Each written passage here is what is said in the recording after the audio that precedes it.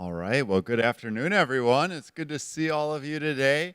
Normally, we don't start the committee off down here, but we have a very special recognition this week, which is our National Public Works Week. So we wanted to we've got some of our crews here. If you could please come on down, some of our employees.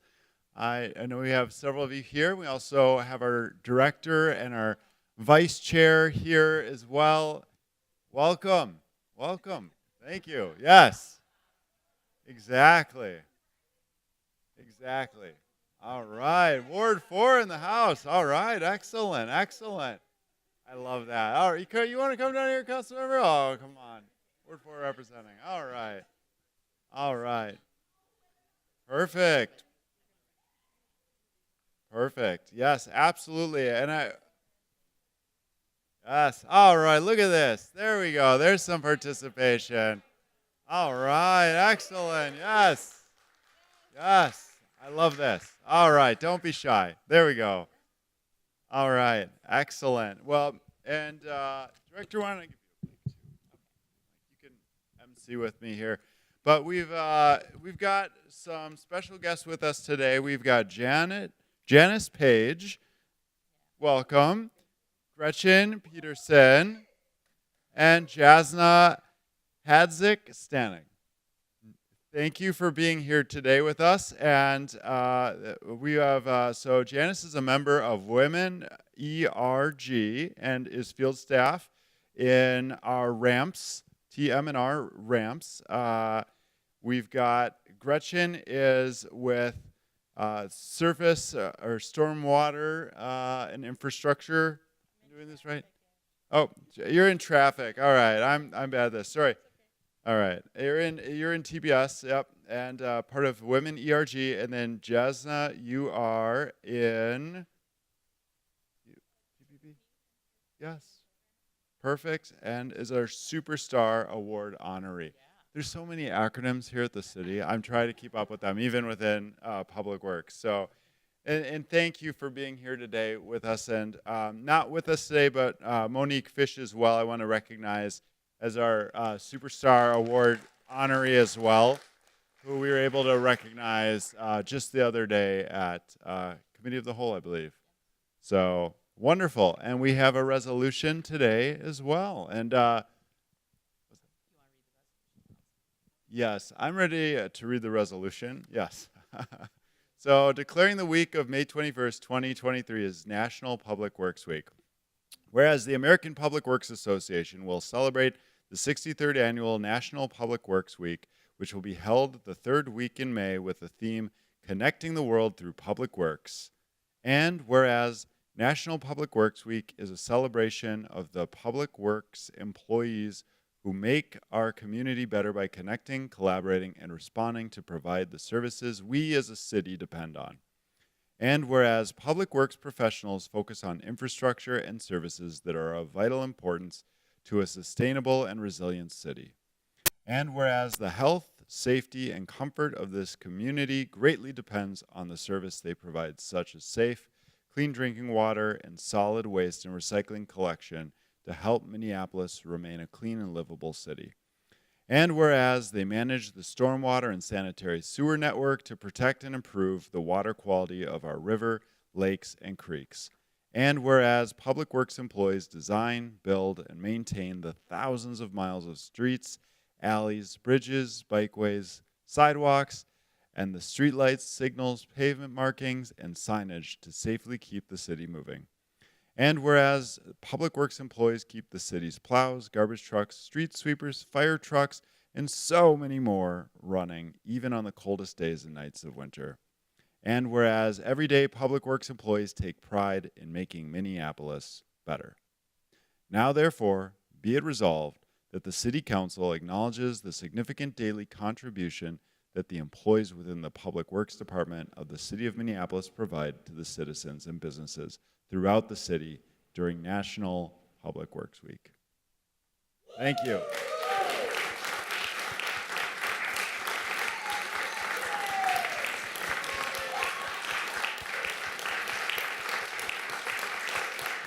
Thank you.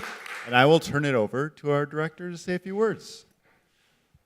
Well, thank you, Chair Johnson. Thank you, Vice Chair Koski. Committee members, thank you very much. I want to say that I have been over at the Capitol in the last 10 days, and one of the things that I think is universally held there and here is how important Public Works is to getting stuff done. And you are all seen as doers, you are all seen as problem solvers, and that is true, because that is what you do. And so I appreciate all of you. You represent today up here the 1,100 people in Public Works. And I also want to say something about, I think it's important to remember that not only does Public Works make the city work, without these key functions, we really wouldn't be a city. It sort of defines what a city is. And the other part of it, I think, is how important these jobs are and have been historically to building a good life, a life for you, for your family members, to be able to contribute more broadly to society because of the type of work you do. And I want to thank you for being part of this team. It's an honor to lead you. And being back at the Capitol, I see a lot of people who ask me, do you like what you do? And I say, I love what I do, and I love the people I work with. And so I hope you get that every day. People appreciate what you do so much, and thank you for all your problem solving. And thanks to our elected officials who honor you both through the work that they do to support us as Public Works. So thank you.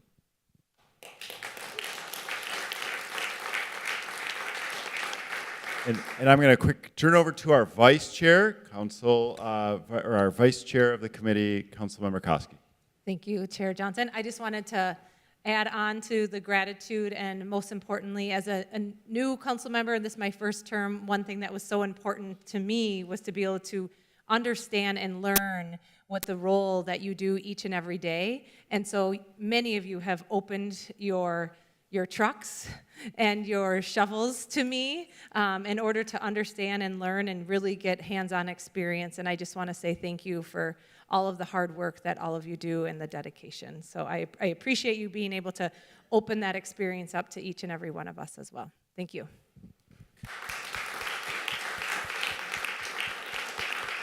And I'm just going to throw a quick plug out there. This weekend I went to the Doors Open Minneapolis. I stopped by our East Side Maintenance Facility. I see our deputy director over there, and Jen Swanson, who I came out there with my 3-year-old.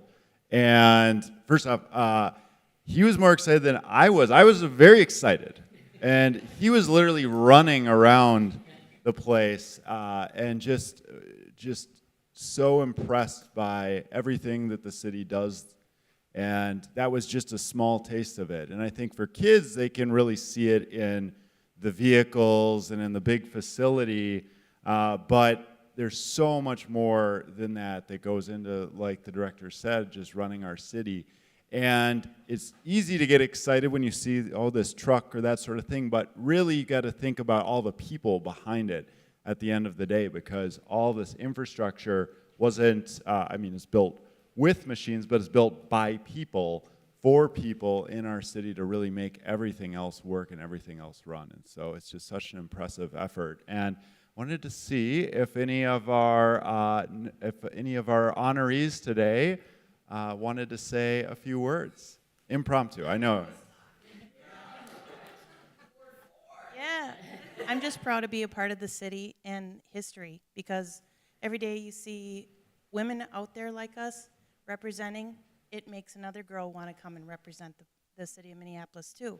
And I want that to be part of our future for the city of Minneapolis, is to see more boots on the ground women out there working hard and making sure that we get everything fixed like it should be, so everybody's happy in the city. Go Ward 4. Thank you.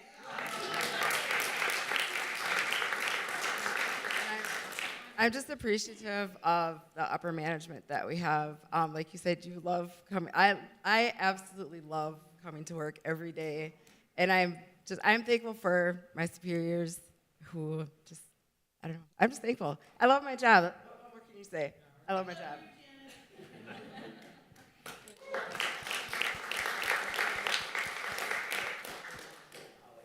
That's so great. Well, thank you so much, and thank you for being here today, and thank you for the work that you do year-round. Thank you.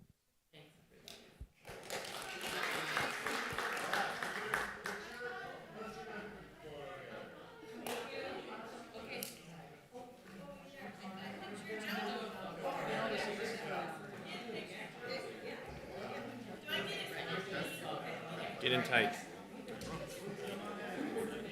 Gretchen, I can get it. I'll send it to you.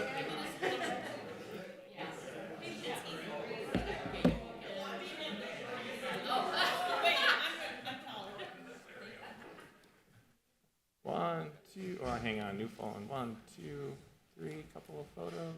Then let me take one of mine for safety factor. No, you're good. 1, 2, 3, and we got a photo bomber in the back, so nice. Thank you.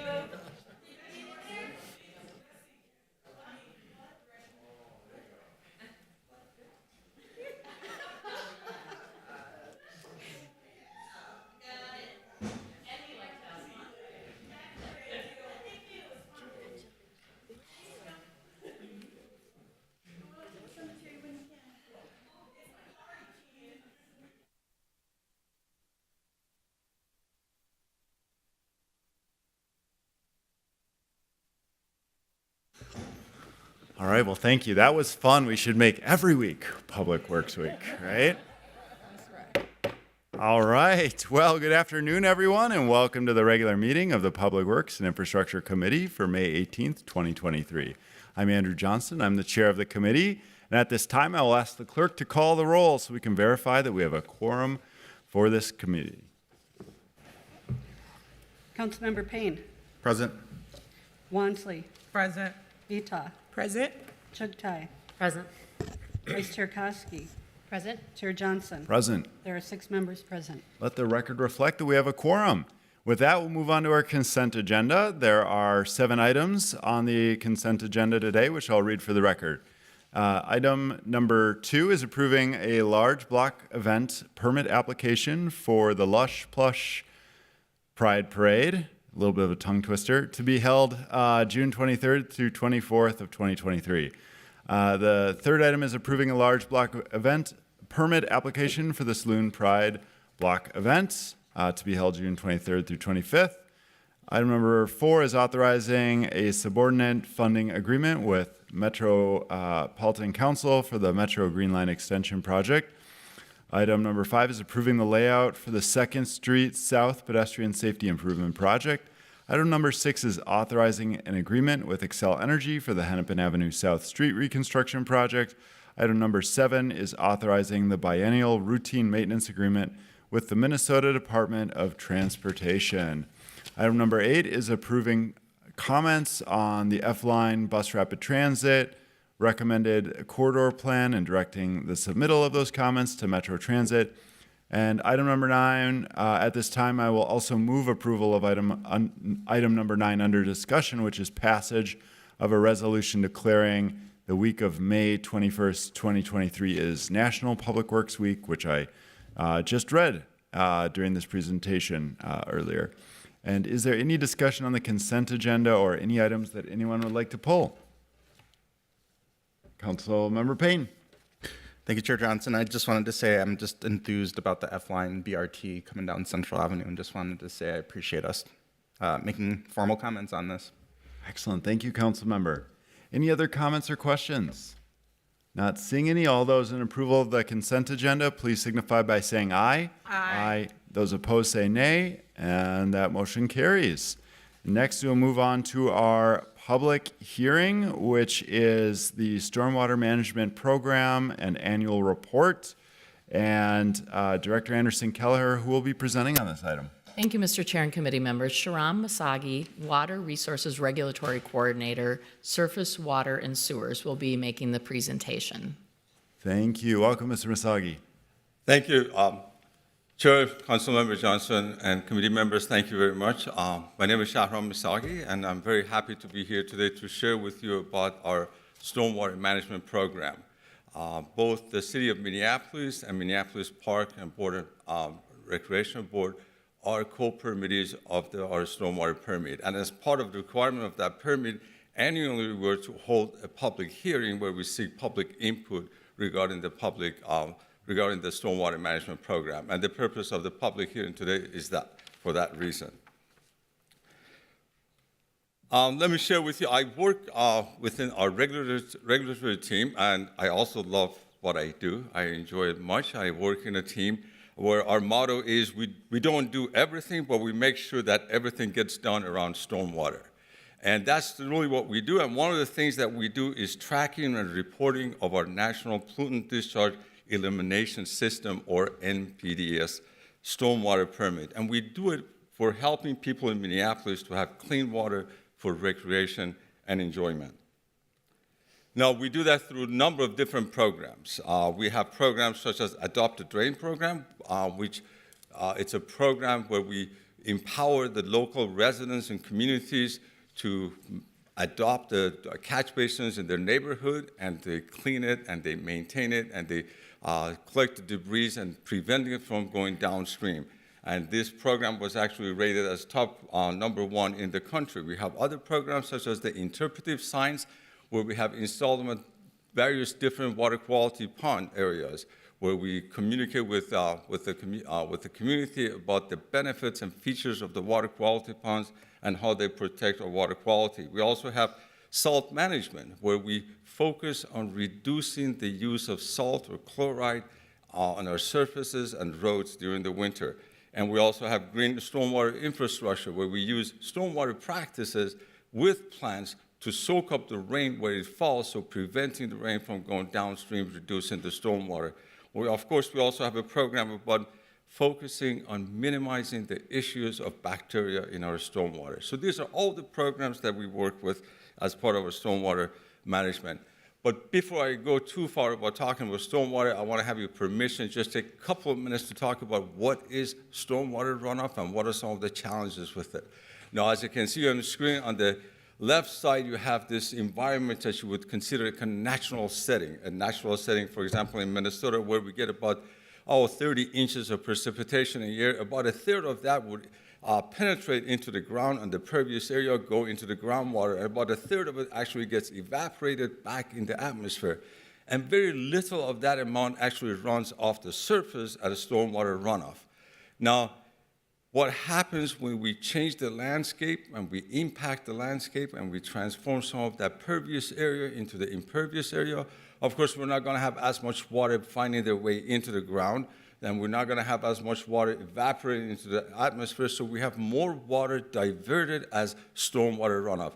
So we don't generate more water, we're just diverting more of that water into the runoff, and that's the issue with excessive stormwater runoff, because it causes a number of problems. Basically, we end up with too much water on top of the hill, moving way too fast downstream, and as it goes down, it washes all the pollutant, causes erosion, and degrades the water quality downstream. So those are really the issues with the stormwater, or more specifically with the excessive stormwater. And we have solutions, and we do a number of projects, we have a number of programs to address those issues. Again, the same program that we talked about, Adopt a Drain, where we catch the debris, we remove the nutrients before it gets washed down the street. And we have our water quality ponds to ensure the quality of those stormwaters. And we also have the salt management, which we'll talk more even, and as well as green infrastructure and minimizing the impact of bacteria in our stormwater. So those are, again, the same programs that we have been working on. And we have made big strides. I like this slides. I'm borrowing it actually from my supervisor. It shows the picture from 1930 from Mississippi River versus today. And we have done, and it's nice to see what we have accomplished by constructing separate storm and sanitary drain system where we're preventing the pollutants get into the river. So today we're doing much better than what we did decades ago. So the hard work is paying off, which is good. And of course, this has been guided by rules and regulations, and it's been guided by the Clean Water Act since 1972. The Clean Water Act that gave rise to the NPDES permit and eventually to what we call today Municipal Separate Storm Sewer System, or MS4 permit. Now again, the purpose of this program, the purpose of the permit is to prevent, too much water, moving too fast downstream, and washing the pollutants down with the downstream and degrading the water quality. So that is the purpose of our permit. And as I said, we have a robust stormwater management program with the different focus areas such as public education, public participation, good housekeeping, and stormwater monitoring. Those are all the different programs that we're involved with. Now, if you may ask, so what is ahead?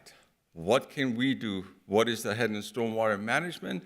Perhaps there are three focus areas. One would be managing trash. I think we need to address the ever-increasing and present trash and debris in the stormwater. And the city has already began a number of initiatives to address the issue of trash in the stormwater. We also have to deal with continuing reducing the use of salt on our roads and our surfaces. We'll talk about that a little bit more. And focusing on minimizing the issues with bacteria and pathogens on our stormwater. And that is something we're working on as well. But let me share a little bit about salt. Of course, salt is a natural product. And of course, salt water happens naturally all around us. What I'm trying to share with you, how small amount of salt can impact fresh water. Just for comparison, fresh water, it has a salt, if you were to measure it with grams per liter or PPT for that measure, just a unit, is you're looking at, drinking water would have about 0 amount of salt, and a fresh water has, actually can only have up to 1/10 of a gram of salt per liter. So very small amount of salt, whereas the sea water, for example, ocean has 30, which is about 300 times more than fresh water. So it doesn't take that much salt to change the freshwater ecosystem. Actually, anything more than 1/10 of a gram per liter is what we consider an ecological impact. And up to 0.23 parts per thousand is when we talk about the chronic conditions where if fish or plants are exposed for a long time, they will be stressed, and of course they get immediate response at acute standards. So the message is it just takes a little bit of a salt to change the Minnesota freshwater. Salt is not the problem, but it's just not part of the Minnesota freshwater lake system. So why are we focusing on reducing salt and chloride? Because we have evidence that chloride or salt is finding its way into our ponds and lakes. Fortunately, Minneapolis Park and Recreation Board has been monitoring our water quality in our lakes for decades, and we can look at this data. For example, we have the Brownie Lake in this graph that you can see since 2010. You can see a steady increase in the concentration of chloride. Now, the dark circles are the surface water, so you can see it's been steadily increasing and actually is past the chronic standards. Now, the shaded circles are the bottom water. Well, of course, salt water is heavier, so it sinks to the bottom. So you have a lot more concentration of salt in the bottom, which is a problem by itself because the salt water is heavier, gets on the bottom, is too heavy to allow for the natural circulation or mixing of the lakes, which exacerbates the problem because it creates an oxic condition or no oxygen, which leads into nutrients or potential nutrients and pollutants leaching from the sediment. So it just impacts the lakes in a number of different ways. So again, the message is that salt or chloride is finding its way into our lakes and ponds. Now, Minneapolis, we've been doing a lot of different activities in reducing the salt. Thanks to our team, we have had 40% reduction in use of salt since 2001 and over 60% reduction in use of sand.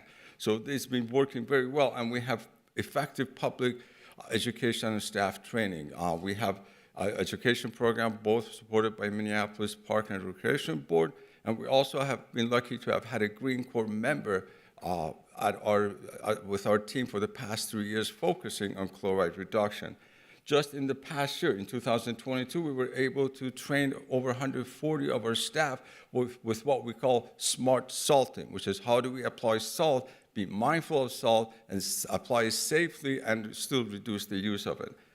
However, there's an area we haven't done much since 1990s, and we need to address that. That's the storage of salt. Where do we store the salt that we need to use for our operation? And that is the important issue. The picture I'm showing with you are a couple of our storage sites. So one is the public facility where we where we offer free salt to the public, and the other one is the storage area that we use for our own city use. Now, the problem with this storage site is that the city's existing salt storage are currently out of date. They're just simply out of date and old. They go against the best practices and can be occasionally problematic, and they are potentially polluting the environment. Now, we know the solution. The solution is that we need salt storage facilities that offer free and equitable de-icer access to the public. They use best management practices and operating efficiently, and they incorporate education. And they also resolve the city's ownership status with some of this storage site. We also know that good permanent salt storage will offer less waste, will decrease the storage maintenance costs, and offer improved material quality, and also more important, that a good salt storage will be in compliance with our stormwater permit. So, what is ahead in the stormwater management? What can we do? Again, those are the three focus areas that we're going to be working on. Managing our trash, continuing to reducing the use of salt, and focusing on how we can minimize the issues of bacteria in our stormwater, plus everything else that we've been doing. So we have much work ahead of us. And, but moving forward, what we're asking is to hold a public hearing, to receive comments on the stormwater management plan, and to authorize the staff to send our annual report to Minnesota Pollution Control Agency. With that, thank you again. If you have any questions. Thank you very much for the presentation. I'm going to see if we have any questions or comments from Councilmember Wansley. Thank you, Chair Johnson. Thank you, Coordinator. I just had a question. I saw in a couple of slides or towards the end of the presentation, you mentioned sand. I think a lot of the presentation talked about the negative or consequential impacts of sand. Salt. Can you speak to the impacts of sand as well? I know I've gotten inquiries about that from the community of how that also impacts like our freshwater source when we're using excessive amount of sand, especially during the winter time. So just wanted to see if you could speak to the impacts of that briefly too. Certainly.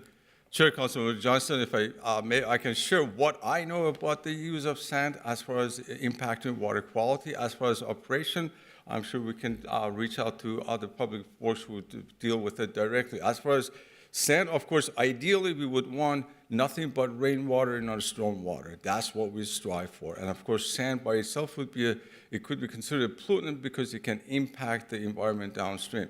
And it's a logistical issue as well, as it gets into our sediment ponds or water quality ponds, which fills up the ponds and minimizes the volume for water quality.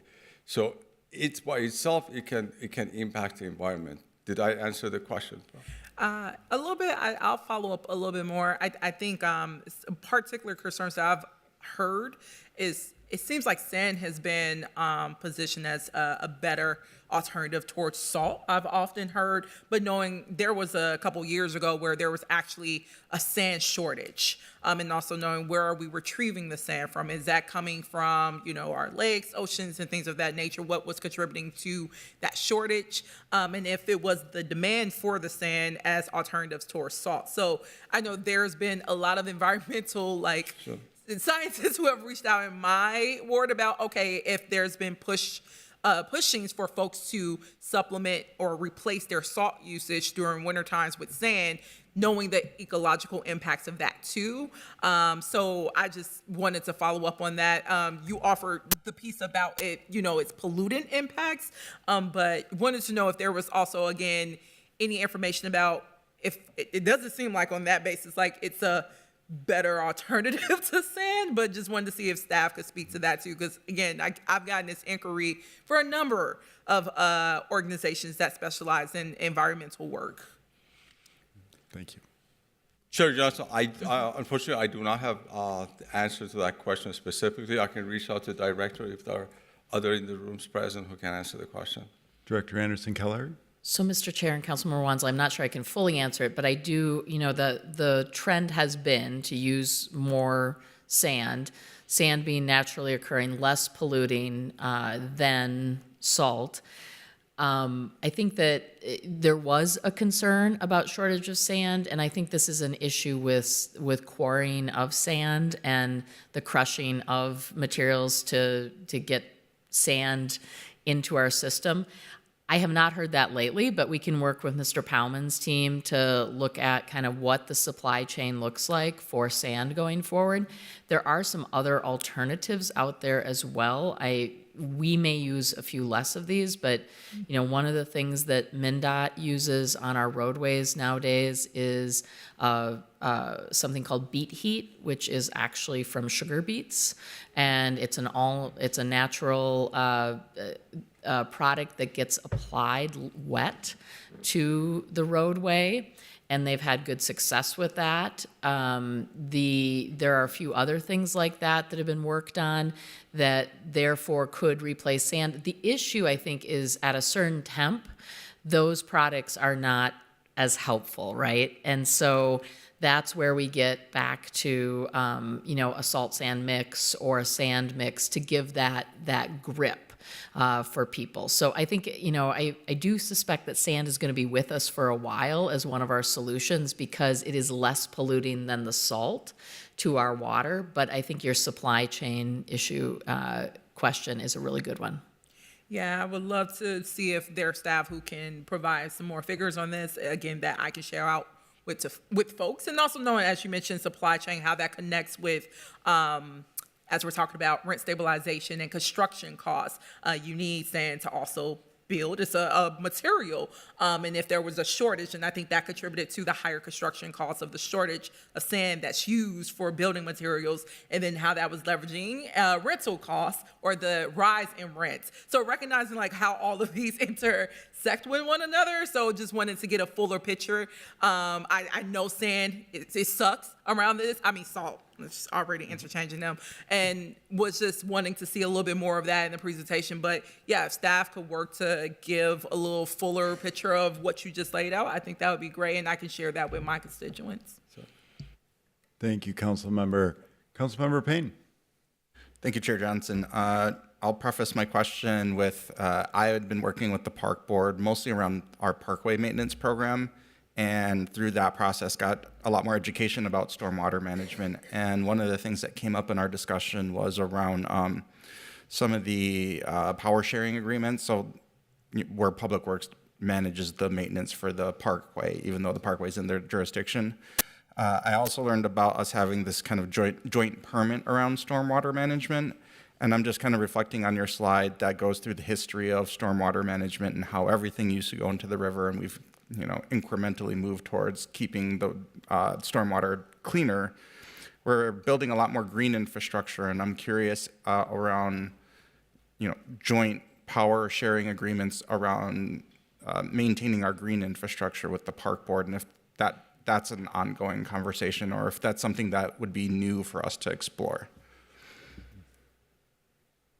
Chair, Council members, Johnson, if I may also reach out to the director to answer that question, please.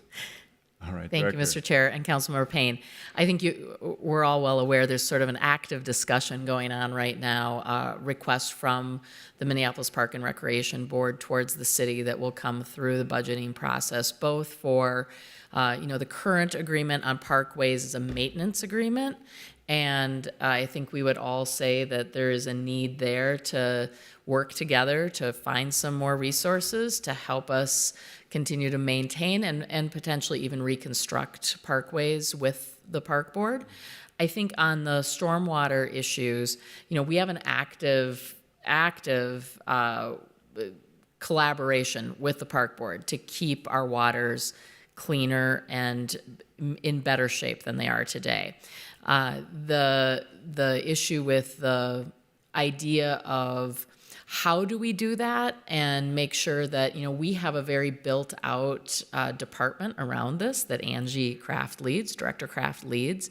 And so I think we're interested in how can we partner more in doing that sort of work, especially around green infrastructure that will help us, catch those, slow down the runoff as it's coming off, try to get back to having the environment do some of the cleaning work, right? And that's the idea behind that green infrastructure. So I think through the budgeting process, as well as through collaborative work, we are actually having 2 work teams already work with the park board, both on parkways and on the stormwater request, to see if we can, figure out a proposal to come forward. So I appreciate the question, and I do think it's a really important one in terms of water quality. Yeah, and I'll make a clarifying statement. There definitely was a very budget-centric part of that conversation, but the part that was really interesting to me was around, our use of native plants in some of those stormwater catch basins, and, which part of our government is best equipped to manage that. And there was a compelling conversation that I thought kind of was leading towards some kind of shared agreement there, but I'm not necessarily saying that's what we should do, just making sure that's the part of the discussion. It sounds like those discussions are well underway, so thank you. Thank you, Councilmember Chugtai. Thank you, Mr. Chair. Mr. Masagi, thank you so much for coming in and presenting on this today. I feel like I learned a lot from you about all of the work that we're doing on stormwater management in our city. The use of salt and the impact of salt pollution, salt runoff in our water is something that I have been obsessed with since I was 16. I did a lab in school that talked about the impact of runoff on the deterioration of wetlands and downstream pollution, and I did a lot of reading about some of the alternatives to salt usage. North Dakota, I think, started the thing with beets as an alternative or a partial replacement for industrial salt usage. And so this is something I really care about. Thank you for presenting on it.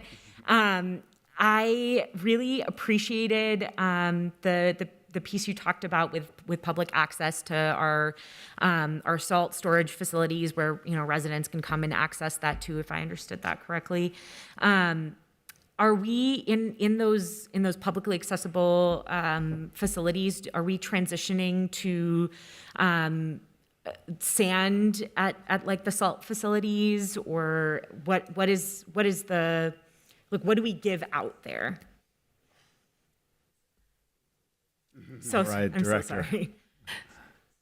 So, Mr. Chair and Councilmember Chugtai, I believe we actually are distributing sand at those facilities, not salt.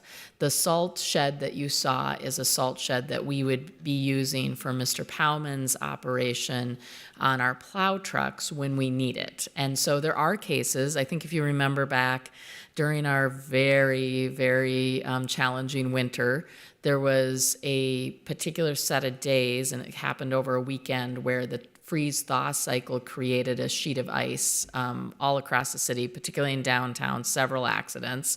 And one of the things is we still do use a salt mix in those cases. But for residents, they're actually, and I have a very steep grade hill near my home, and there's a sand barrel out there that people actually can get out of their car and put in the intersection and down the street on their own, and that's the sort of thing that we distribute, is actually the sand. I have neighbors who go and get that sand, just like you probably do too, and they use it on their sidewalk usually, but it's not a salt. Got it. That's very helpful. Thank you. And then what sort of, and I think this might be a question for the director as well, what sort of access to or investment in are we making in acquiring the necessary amounts of the alternatives to industrial salt usage? So, Mr. Chair and Councilmember Chugtai and committee members, I think that we would need Mr. Powman's team to give us a better read on in terms of supply and how much. We did not have a shortage this year, even though we had 83 inches of snow, but that can be a challenge. We usually buy ahead of time in a bulk purchasing agreement. We try to purchase a lot of our products ahead of the season. there can be shortages. Sometimes the shortages come about because actually of shipping on the Mississippi, when barges either can't get up the Mississippi if the water level would be too low, or there would be another issue like that. That has happened in the past. I think I'm very interested in exploring what would it take us to get all of those sand facilities up to standard, and how, what would that take in a future budget to be able to do that, and what medium term things could we do, because the biggest thing to those facilities is covering them. You saw that the little bit of the rip there in the fabric that was covering the back side of that. I would suspect we could get some of those things taken care of much more quickly. But I am interested, like you are, to learn, both how do we protect the resources that we purchase, and what does, again, it gets back to that supply chain issue, I think, in terms of being able to understand. So I don't want to lump that into what Mr. Powman's going to speak on next, which is the work on sidewalk snow and ice. But if he does have a little bit of a answer for us, maybe when he comes up, he could help us with that one. Awesome. Thank you. Thank you very much. Thank you, Council Member. I'm not seeing any other questions for our presenter at this time, so thank you very much for the presentation. This is a public hearing, so I am going to open this up for the public and see if we have anyone signed in to speak. Thank you, sir. Thank you. I'm seeing a head shake no. Oh, and now if we have anyone that's not signed up but is interested in speaking, please come on up. And you'll have 2 minutes, introduce yourself, and then afterwards, please see our clerk to officially be a part of the record. Welcome. Thank you. My name is Henry Labonta. I'm here from the East Isles Neighborhood Association. Our neighborhood's between Hennepin and Lake of the Isles. My first time here at a hearing, so thank you for giving us a chance to speak. And thank you for all the great work Public Works is doing. In the past 15 months, our neighborhood has collected over 4,000 gallons of trash from both the streets in our neighborhood and the lake.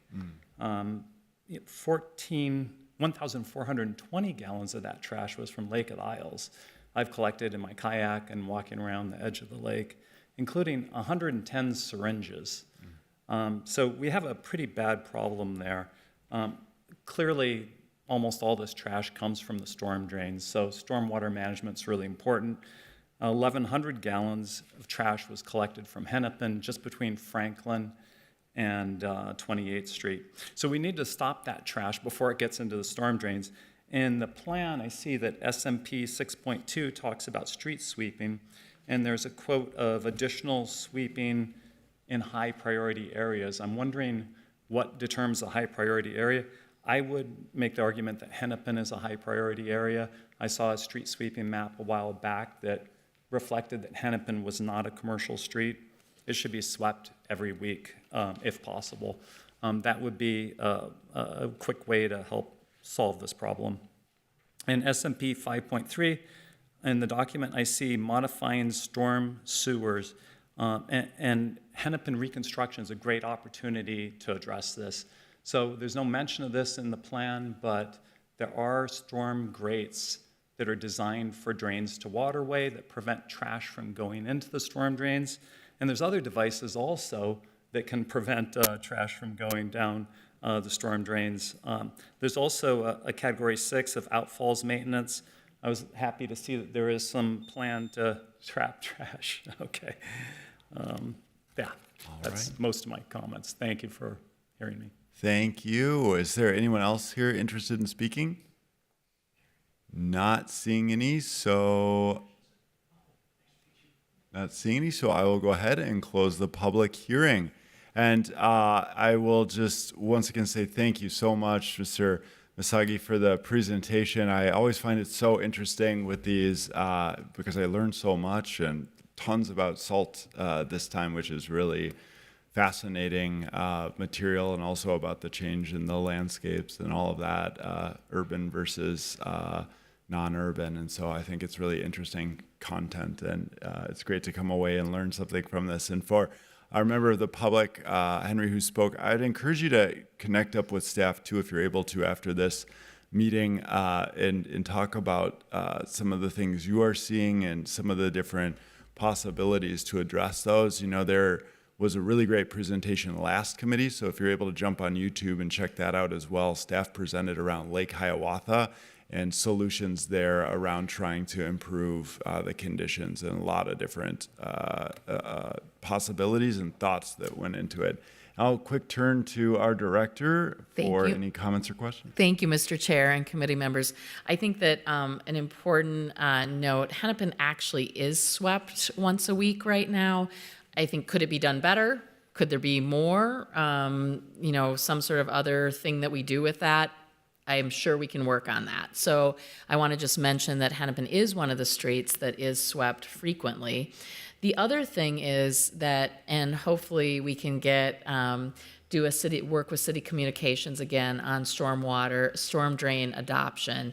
And I know Lane is here from that program, which I think is a very effective program for us to be promoting out for individuals or a neighborhood group or even a block to take on, you know, making sure that a drain is clean, making sure that if there is debris that we take it out of there. And, you know, we really do need the public's help. It's one of those things that this is an important part of the stormwater management is our own, you know, we have a lot of things we can do as a city and the park board as the entities who largely are dealing with this in the city. But I think also having individuals who, you know, really take on that interest that Councilmember Chugtai talked about when she was 16 years old. This is a great activity for kids to be involved in with adults to be able to take on that adopt a storm drain function too. Absolutely. Thank you. That's really great information to call out. I will go ahead and move approval of this item and see if there are any other comments or questions. Councilmember Payne, I'm assuming that's just up from before. Okay, perfect. Not seeing any. All those in favor, please signify by saying aye. Aye. Those opposed, say nay. And that motion carries. Thank you very much. We will now move on to our first discussion item, which is updating lane use fees incurred by requests for obstruction permits. This is considering a resolution updating these fees, and this item was postponed from our last meeting. I know we had a presentation at that time on this, so this item is back before us. And before the council takes it up, I'll just see Director Anderson Keller if there's anything else to add, or are we the record kind of complete on this at this time? Thank you, Mr. Chair. I just want to thank all the council members who worked on this through their briefings and made some suggestions that I think improve this a great deal. More clarity, the inclusion of buses as bus lanes in this, as well as the amendment that Councilmember Wansley is bringing today in terms of our reporting back and having a presentation in April of 2025. So I just want to thank all the members of this committee. I think everyone was involved in this in some way. And Dylan is not here today. He is still out at our national conference, NACTO, in Denver. So hopefully if you have any more questions, I can answer them as we move forward. But I just want to thank all of you. Thank you, Director. So I'll go ahead and move this resolution and recognize Councilmember Wansley. Thank you, Chair Johnson. I just wanted to also share some comments and thank our staff for continued conversations about these fees. You know, as I shared last time, this item received a lot of attention in my ward, especially in neighborhoods that saw significant development that resulted in the obstruction of sidewalks and bike lanes. I want to name these obstructions literally impact the day-to-day lives of our residents. And for many of them, it's a major safety risk for them to have to reroute their way of travel in their own neighborhoods. And I also have named in the past, we've had a lot of contact by big developers who have raised a lot of ruckus around the increase of fees. But I also know many of our residents feel like they're too low and do not reflect, the true disruptive experience that they endure when these obstructive dynamics happen. So I'm very glad that Public Works is working to analyze this formula more thoroughly, and I hope, these additional considerations can be included, and was happy to see the amendments raised in this resolution to reflect that. Again, highlighting that I know a bulk of these fees come from downtown. I want to also just emphasize, for instance, in my ward, there is significant development plan for Dinkytown and Prospect Park over the next several decades. And these are areas where thousands of my residents, they walk, they bike, they use transit to get around. So I know the closure of bike lanes and sidewalks for them will be considerably disruptive. And I want to make sure that this process considered those experiences that my constituents have made very clear to my office. So I'm super excited to bring, this amendment forward and having collaboration with our Public Works staff to make sure that we are doing that ongoing evaluation of our fees and making sure that this body, as a result of that, gets a comprehensive understanding of how these fees align with our modal priorities. So again, just wanted to say thank you to our staff, thank you to my colleagues who also had conversations around how we could strengthen this to reflect those dynamics and experiences that our constituents have encountered as a result of these disruptions. So just wanted to name that. Thank you, Council Member. So unless there's any objection, I'll just have the clarify that the motion before us is for the amended resolution that you all have that includes Councilmember Wansley's amendment. And I will see if there's any further discussion or comments. Councilmember Vita. Thank you, Chair Johnson. Just a question about I just saw this amended version when we got here, and I'm just trying to get a better understanding of what's the difference from what we talked about 2 weeks ago in committee to what's before us today. Thank you, and I will turn to our director to answer that. Thank you, Mr. Chair and Councilmember Vita. This really, I think, memorializes that we will be reporting back and doing ongoing analysis as we would have been doing. I mean, we continue to analyze this program. This is how we got here in the first place.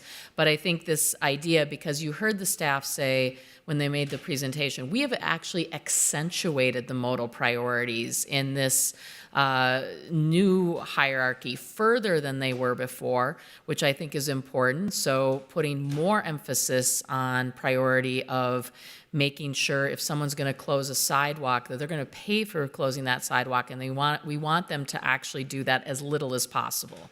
We also, our staff works with the developer/construction company to try to minimize that, including the sidewalk and the bike lane. They are the two most prioritized modal priorities in this hierarchy, and making sure that we are reporting back in 2025 should give us enough time to have at least almost 2 years of data to be able to look at again. And I do want to emphasize that if someone sees something that is obstructing the sidewalk or the bike lane where it had appeared that there should have been a clear or secondary bike lane or sidewalk, they should be reporting that to 311. That is a violation, likely a violation of the permit, not always, but could be a violation, and we want to be able to investigate that. But we think this amendment, from the Public Works standpoint, we did work with our city attorney's office, so did Councilmember Wansley, to make sure that it was in the spirit of us continuing to analyze and report back. Thank you. Thank you, Councilmember. Any other comments or questions on this item? Not seeing any. All those in approval, please signify by saying aye. Aye. Those opposed say nay. That motion carries. Thank you to my colleagues for working on that item as well. We will now move on to our next discussion item, which is receiving and filing the citywide street lighting update. And Director, who do we have presenting this item today? Thank you, Mr. Chair. Mr. Joe Lauren, who is Project Manager, Traffic and Parking Services, will be presenting this item. And I think we have to say it's also known as the VTOG Get Lit program, correct? Absolutely. All right, thank you. Mr. Lauren, welcome. Thank you. Good afternoon, committee chair and members of the Public Works Infrastructure Committee. My name is Joe Lauren, and I'm a project manager with Public Works. I'm here to present to you a citywide street lighting update. Multiple city council actions in 2022 and 2023 have accelerated support for street lighting projects and maintenance towards city street lighting goals. These projects and maintenance actions are funded by the American Rescue Plan, ARPA, Public Works Capital Funds, and Public Works General Funds. This presentation provides a status update on these projects and projections for the remaining work to be completed. Here's a brief overview of the citywide street lighting system, starting with the city system. We have approximately 7,000 high-level lights, 13,000 low-level lights. Other names include decorative, ornamental, pedestrian, as shown in the picture on the right, for about 20,000 lights total of the city system. We also have the Xcel Energy system. This is owned and maintained by Xcel Energy. About 16,200 roadway lights, 6,800 alley lights for about 23,000 total lights. Example there also shown in the photo. Maintenance of these systems undergoes a separate request process. So the City of Minneapolis streetlight maintenance and repair requests are routed through the 311 system. So just a quick snapshot over the last few years of number of 311 repairs by year. Also, number of repairs by Xcel for both streetlights and area lights are shown there for 20, 21, and 22. And to submit an Xcel streetlight outage, there's a website link there as well, so a separate process to maintain that system. So there are multiple city council actions supporting accelerated maintenance and replacements within the city streetlight system.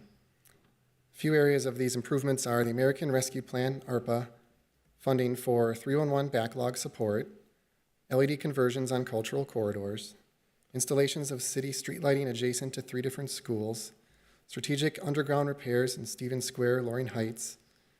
In 2023 and 2024, there are streetlight replacements designated for over 500 lights with a direct buried wiring system in multiple neighborhoods, replacement of existing poor conditioned city light poles in the U of M and Dinkytown area. Third area is LED light bulb replacements and improvements in North Minneapolis.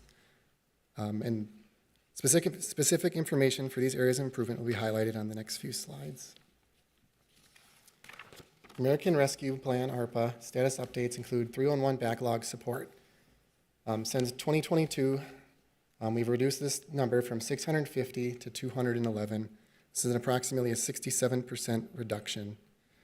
Additionally, we've had strategic underground repairs in Stevens Square and Loring Heights. This restored power to 15 light locations. These repairs were completed to bring power to certain streetlights while the planning and design for permanent streetlight replacements continued. ARPA status updates continued. We have the LED conversions on cultural corridors. The picture on the left shows Lake Street. There are 96 fixtures converted. That project is complete. So now the LEDs are converted from 5th Avenue South to 17th Avenue South. The areas shown in red were existing LED lights from a previous pilot LED test. And then the blue areas shown in the other segments are the ARPA conversions, so the 96 lights.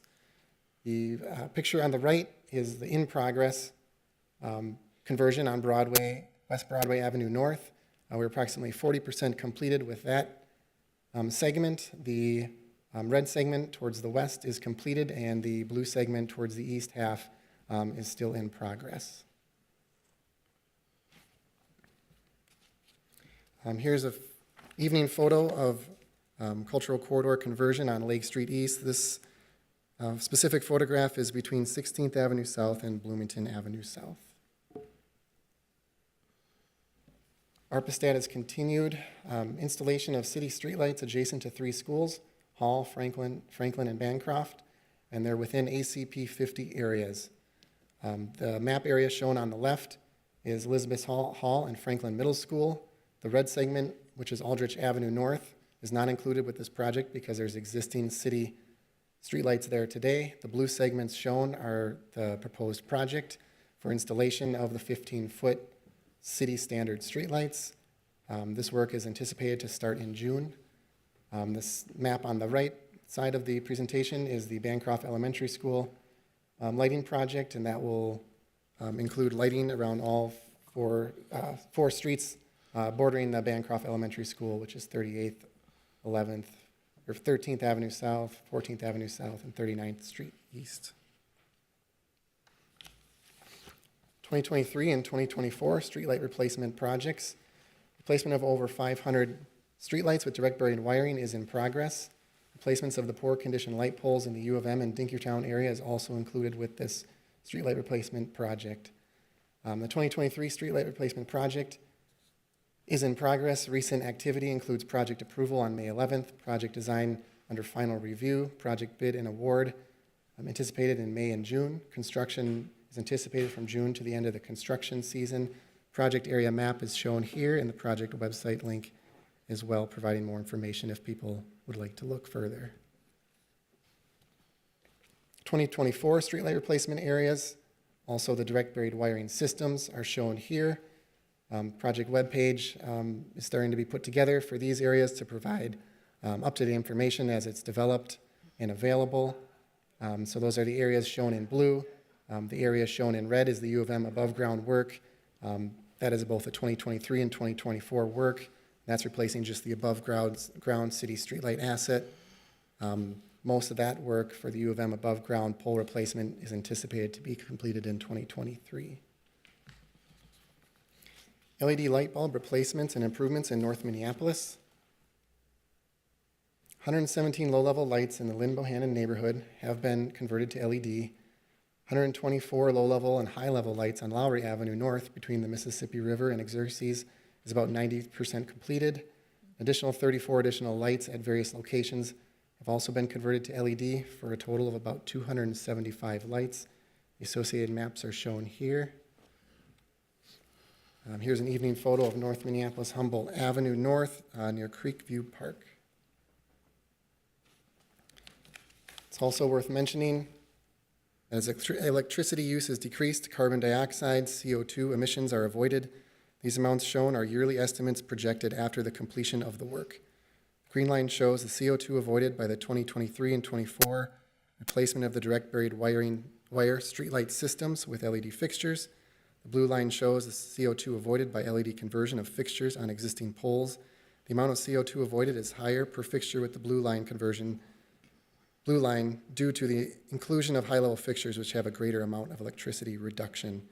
In summary, 179,511 pounds of CO2 is estimated to be avoided per year after the completion of these projects. Here's a list of resources and my contact information, city street lighting page, and the 311 web link. This concludes my presentation. I am available for any questions. Thank you.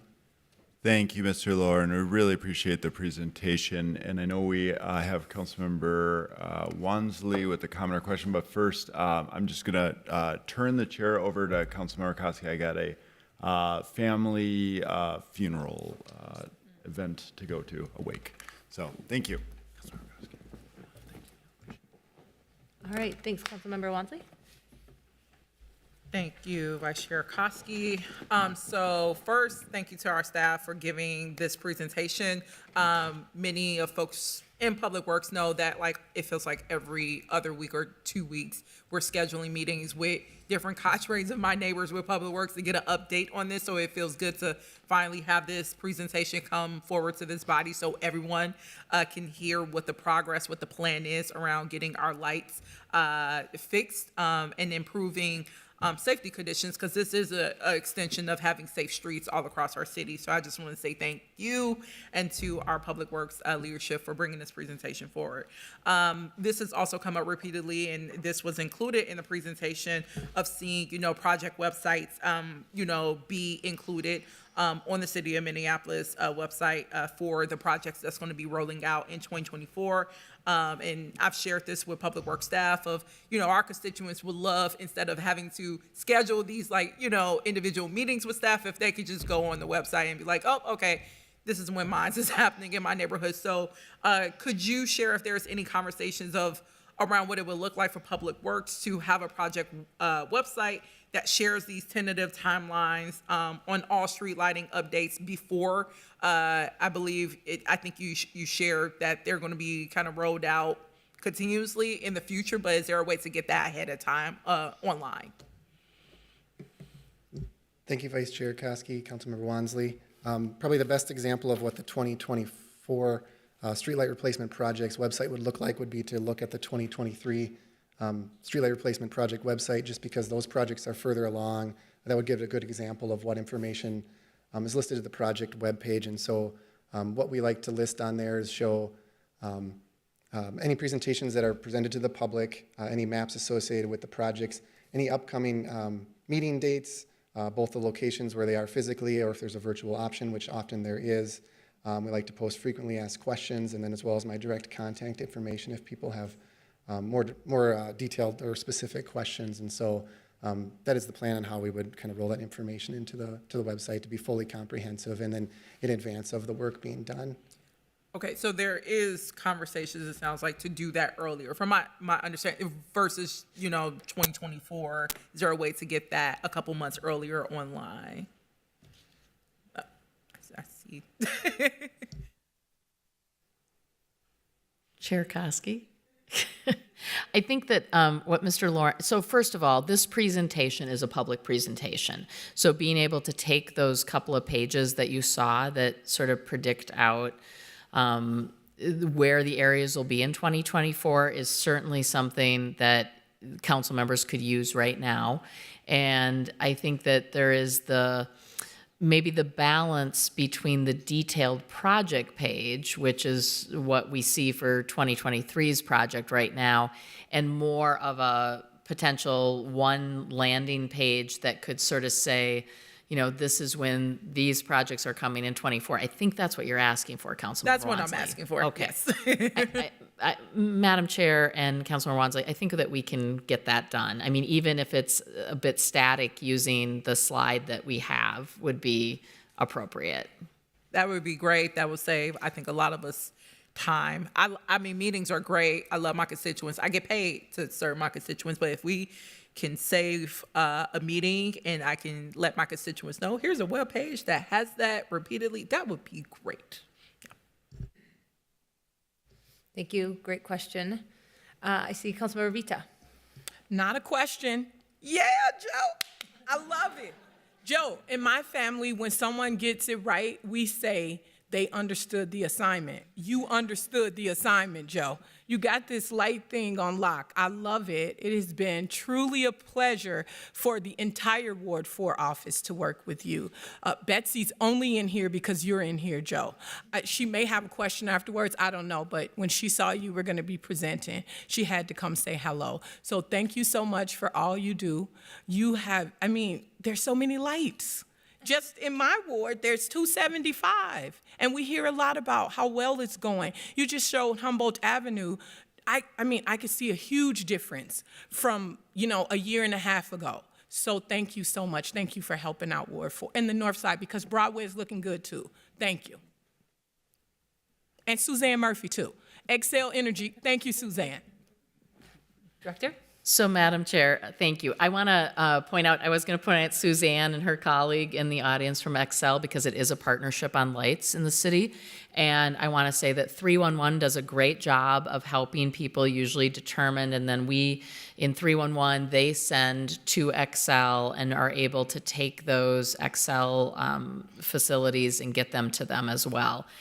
I also just want to say this is a moment of real pride for us in Public Works. Yes. When I was going through my nomination process, I think there were even over 650 lights on the list. And it was one of the things that I think I committed to all of you to do. It was to try to really drive that number down. And you all helped, and the mayor made the recommendations. You voted on those recommendations for budget. It makes a difference. And so we want to say thank you. I want to thank Joe and his team. They are very responsive to individual needs as well as community needs. So thank you for recognizing that this is really important work and continuing to fund it. Thank you. And Councilor Vita, she has a few more accolades, I believe. Yes, and thanks to the entire team and you too, Director. You know, I get excited about you, Joe, but there's a lot of people that's helping with this, and I want to make sure they know that I'm grateful for them too. So thank you. You too, Director. All right. Thank you, Mr. Lauren. I am not seeing any further questions, so without objection, I direct the clerk to receive and file this report. Thank you so much. All right, our final discussion item today is receiving and filing an update on the legislative directive for a high-level analysis of a potential city-led sidewalk, snow, and ice removal program. Director Anderson Kelleher, who will be presenting on this item today? Thank you, Madam Chair and committee members. Joe Powman, Director of Transportation Maintenance and Repair, is here. He has finally gotten out under the 83 inches of snow and is happy to be here today, right? Thank you, Director Powman. Welcome. Thank you. Thank you, Director. Absolutely happy to be here today. As Director Anderson Kelleher said, my name is Joe Powman, and I'm the Director of Transportation Maintenance and Repair. And I'm here today to present an update on the progress that we've made on the legislative directive on city-led sidewalk, snow, and ice removal. Currently, staff is working on the preparation of a report and presentation to be delivered to this committee at the June 8th meeting. The work has been a collaborative effort with a core group of staff from Public Works Administration, Transportation Maintenance and Repair, and Transportation Planning and Programming, as well as Neighborhood and Community Relations and Information Technology. In addition to regularly scheduled core team meetings, the updated schedule includes 90% completion of a draft report this week, substantial completion of the report and a draft of the presentation by the week of May 29th, with the presentation of the final report at the June 8th PWI meeting. Included in the report will be an executive summary that provides a snapshot of all sections of the report, the scope of the report, including the level of service we are trying to achieve, along with what would and would not be included as part of a city-led snow and ice removal program, will also be discussed. Before taking a look at what potential city-led sidewalk, snow, and ice removal programs could encompass, the report will provide some background on the history of events that has brought us to where we are today, including the 2018 report on municipal snow and ice removal, as well as the pedestrian and bicycle winter maintenance study. Next, as outlined in the legislative directive, the report will provide an assessment of how winter sidewalk maintenance is performed today by city staff, property owners, special service districts, several partner agencies, as well as other groups. Next, the report will provide a high-level analysis of potential city-led options for sidewalk, snow, and ice removal, along with a fiscal analysis of those options. Also included are scenarios that illustrate how a phased-in approach could look, beginning with the pedestrian priority network and then expanding to the entire network. After the analysis of potential city-led options, the report provides some recommendations on how the city can ensure a citywide sidewalk plowing and snow removal program is equitably implemented, what targeted snow and ice removal programs could look like, as well as a high-level evaluation of a potential web-based tool that tracks our winter maintenance activities. Finally, we will include any needed maps and tables in our appendices. Before standing for questions, I would also like to recognize that with this update, we haven't done a deep dive into the details. I haven't provided you with a lot of numbers or anything like that. We recognize that this is important work, and we want to make sure that when you see the final report that you see our best work. And while we're at 90%, and I think we're up to a 40-page report at this time, we're not quite there yet with all the details. So with that, we'd be happy to answer any questions.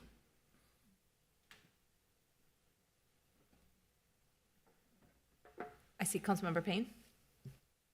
Thank you, Madam Chair. I was really happy to see NCR listed as one of your partners. I'm working on a separate but related legislative directive just around future funding opportunities for neighborhood associations, and I just wanted to kind of put a pin in that, as you know, there's, I think, tremendous opportunity in how we partner with our neighborhoods around particularly some of the issues with targeted snow removal in our aging communities, because I've been kind of pitching this idea to all my neighborhoods around ways that different ways they can show up for the community, and there is some excitement on the ground from the neighborhood associations there. So just wanted to make sure that's highlighted.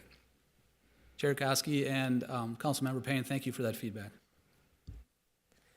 Councilmember Wamsley? Thank you, Chair Koski. I'm just reviewing the legislative directive that was passed and just wanted to get a sense of the intent of including, I see 2 new components of the scope of work of level of service, at least on slide 4, and then background and also winter sidewalk maintenance study. I think we had many conversations around that's coming, you know, later down the line. So I know we didn't include that in the legislative directive, and you get to the components that were included and passed after the slide, but just wanted to get a sense of the intentionality of having that component integrated in this report.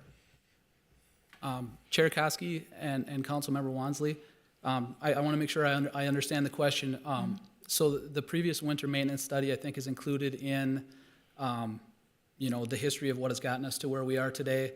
And we do have a section of next things to come, which is an additional winter maintenance study coming.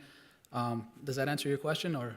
I just wanted to, granted, like these are legislative directives is a little bit interesting, just the framing of reports. I always thought that they were kind of like strictly responding to the contents of the legislative directive, which is reflected here. But these are some different components of like the winter maintenance study doesn't look in here like something of moving forward as like a recommendation section. It seems like something is standalone, and I was always under the understanding that analysis is ongoing and that will come at a separate time. So just wanted to get a sense of why it was linked with this report. I think Director Anderson-Keller has maybe a response here. I need to turn on my mic. Madam Chair, Councilmember Wansley, I think that if we can go back to that slide here, I think that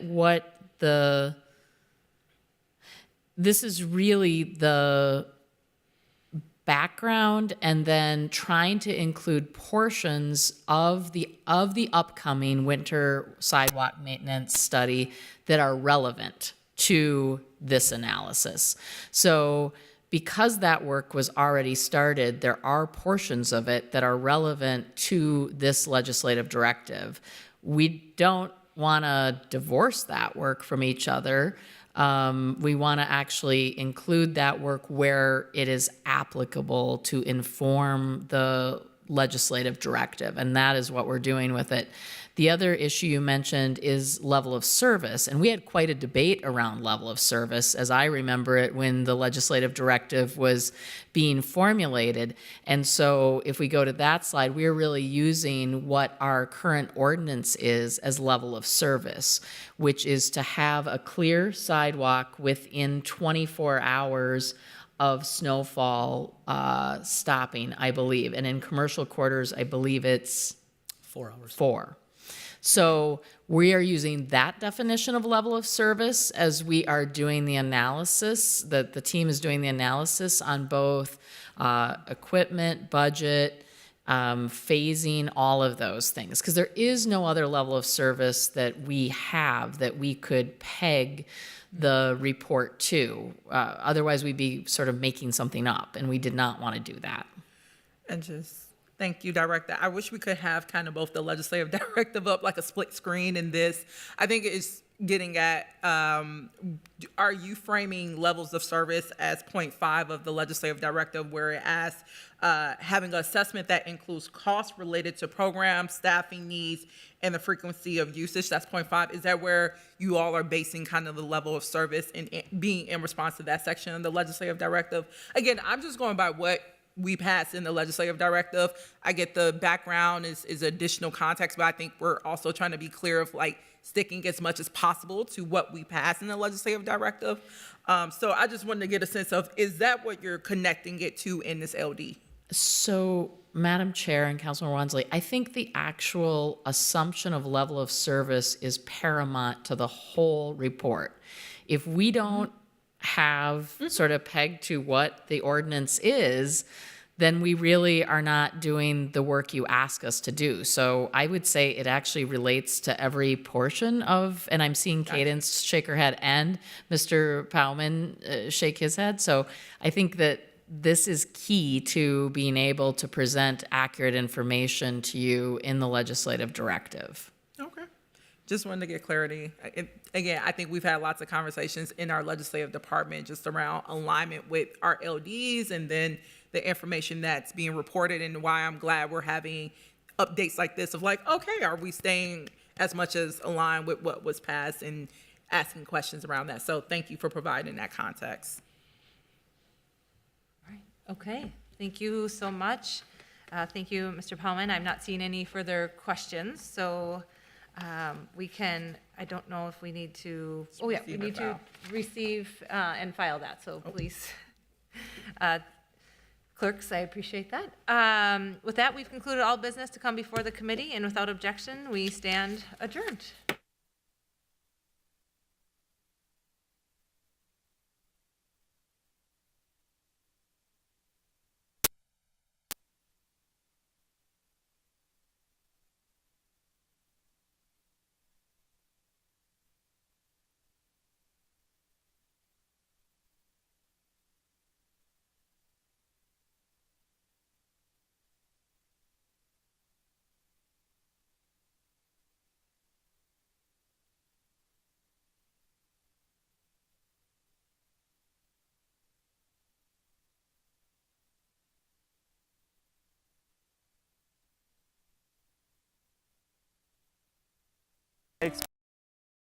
Drought.